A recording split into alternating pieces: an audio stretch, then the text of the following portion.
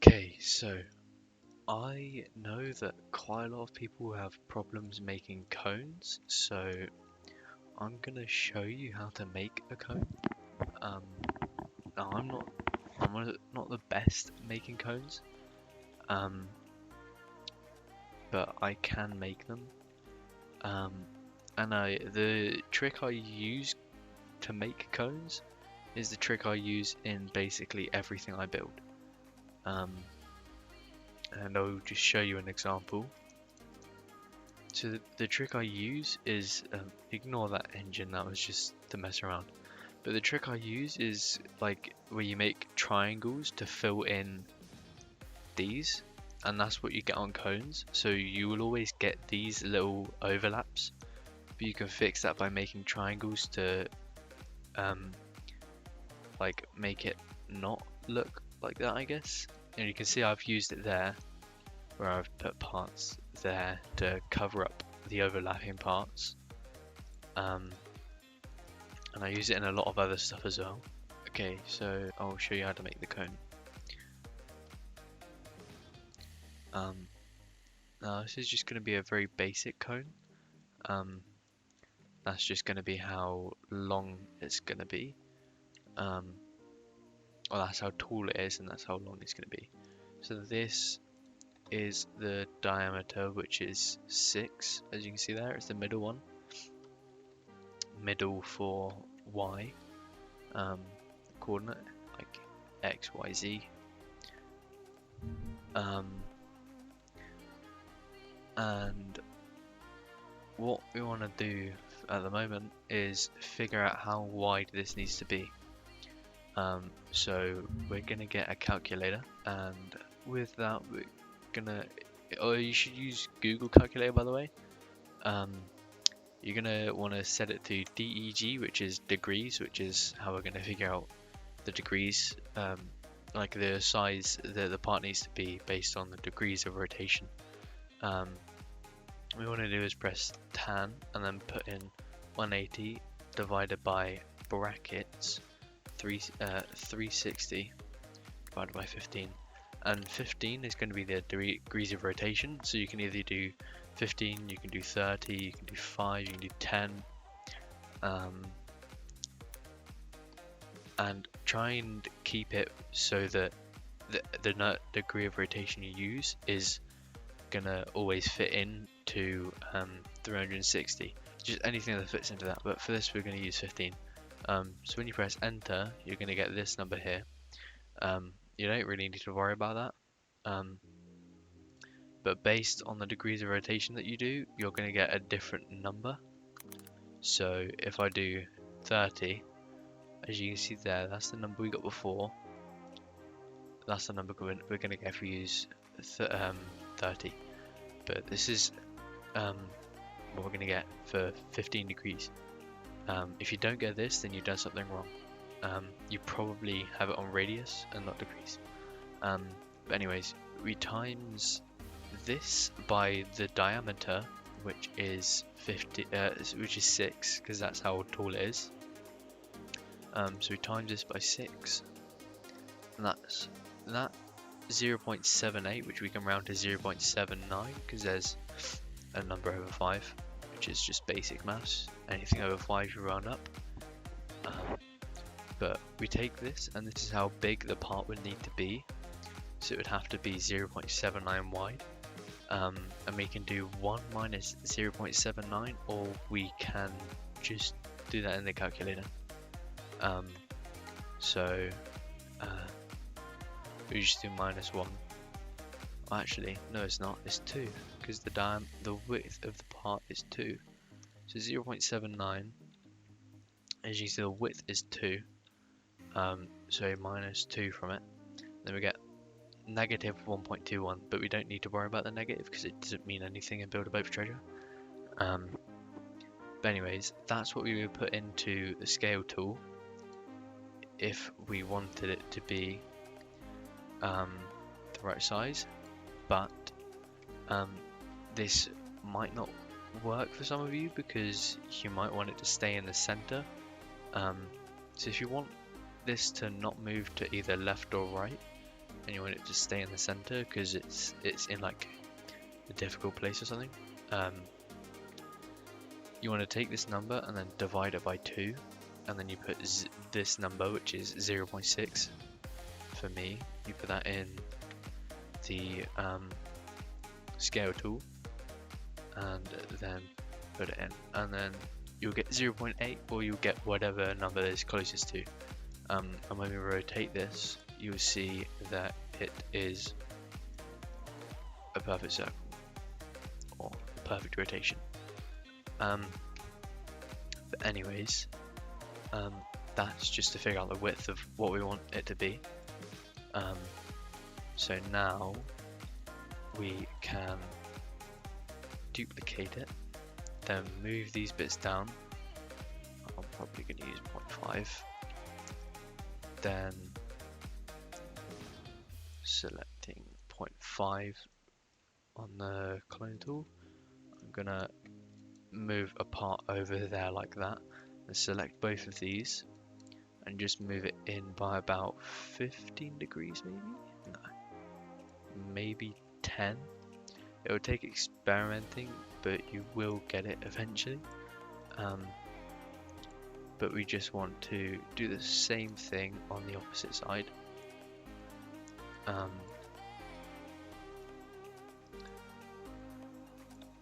Okay, so that was actually pretty perfect. So 10 degrees for me, but it might not be that for you. I'm just gonna duplicate this part. You're gonna want to make sure that you have a vertical part like this that is bigger than the diameter of this cone. So you could have it like that, but that might mess up things. But if you have it like this, then it means that it will rotate at the right thing, nothing will mess up. As you can see, there's parts poking out here, so I'm just going to scale this in but like that. No, nothing's poking out. And now one problem we're going to have is when we go ahead and rotate this,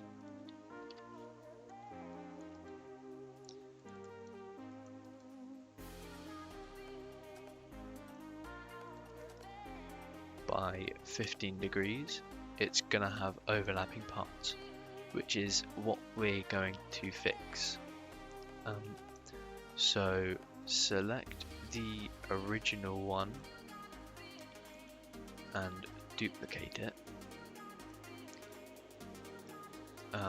move it back in, and then rotate it to the other side so that we've got both of these like this. And we're just going to want to select any one of these angled bits and just move it in until this bit down here just about disappears. Just like that. Do the same on the other side and the same for the others.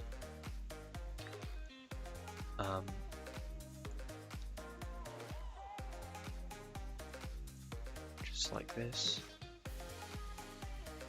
And you will see that we'll have a little part like this that's just really thin.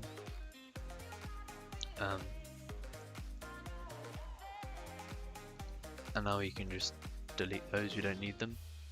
But then what we're gonna do is duplicate this middle part to move it, like scale this back in like the duplicated part, and then we're going to duplicate the opposite one to what we've just done, so the one next to it, I guess, to the middle part we just cloned, and we're going to select either one and rotate it by about 5 degrees each time until it is parallel. So this line here will line up with this fading part here, or where it lines up, but it's obviously not lined up right now. So because 5 was too big, I'm just going to do 2.5, which is half of 5, and that might be good enough.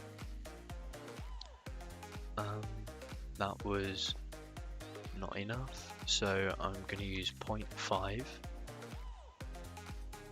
and just rotate it. And that still wasn't enough, just off by a little bit. So that was too much, so 0.25. I'm going to rotate it the other way and then scale it back in, and that was perfect. As you can see, it is lining up perfectly, and now we just do this for the other side. So rotating it this way, too much, rotate it this way a bit, still too much, might be good. Would you look at that? Got it.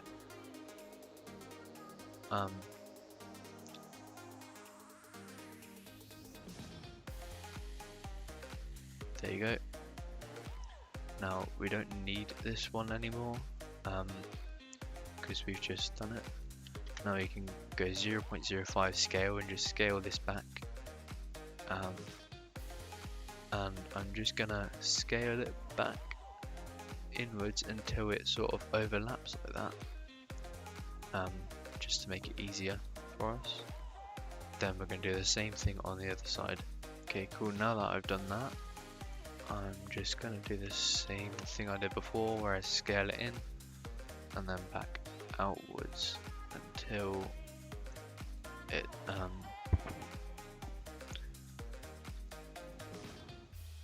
lines up properly.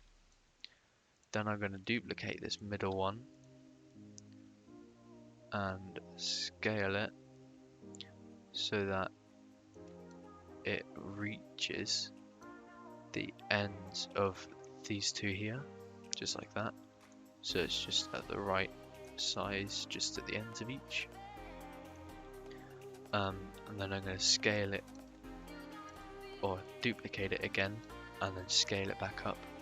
But this time move or scale inwards just once, and then scale it down a bit just until it pokes out, just like that.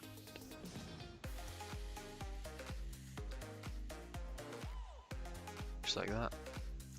Then select one of these, scale it in, and I'm going to scale this up until it pokes out like that. Scale it back in. And we're just sort of filling this in, I guess.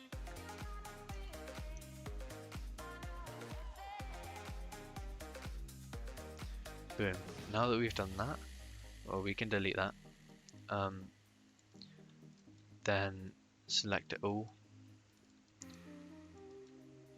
and then move it back in after duplicating it. Make sure you reselect 15 degrees and then just rotate it to the other side. You can delete that duplicate part. Duplicate it,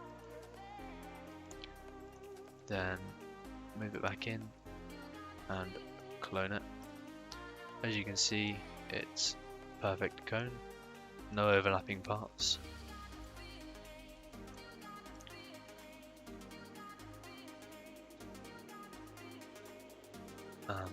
And then we just repeat this process until we get to 4. So you see 4 parts there.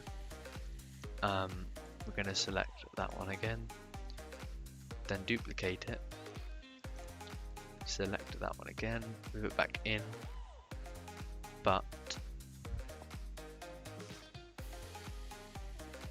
when you rotate it, if we were to reselect it all, there would be too many.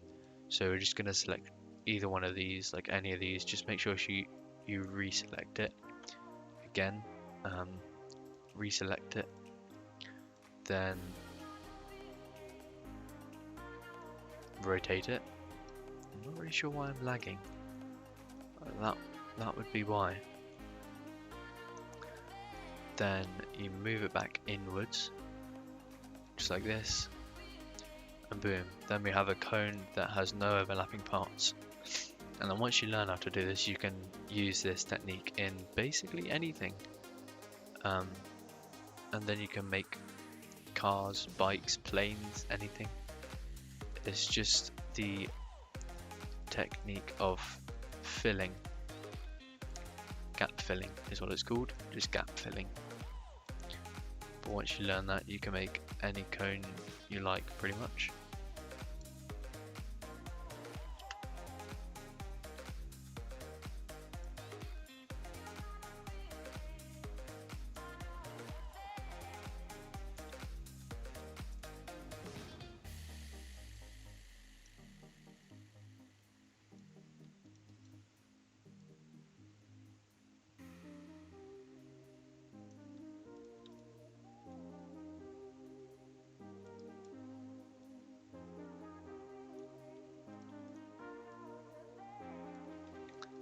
But yeah, that's a cone. You can use it for whatever you like, I guess. You could make it into a traffic cone.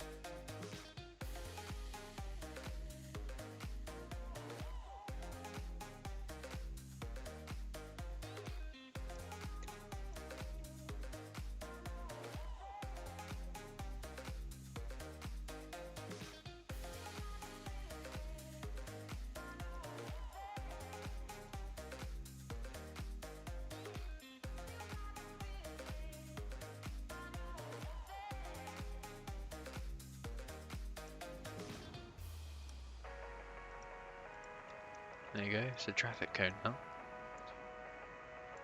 But yeah, you can use it for basically anything you want. Like I said, you can make a car, you can make a plane, a bike, a boat, anything you want really. But yeah, that's the end of the video. I hope it helped. Yeah. I'll see you in the next video.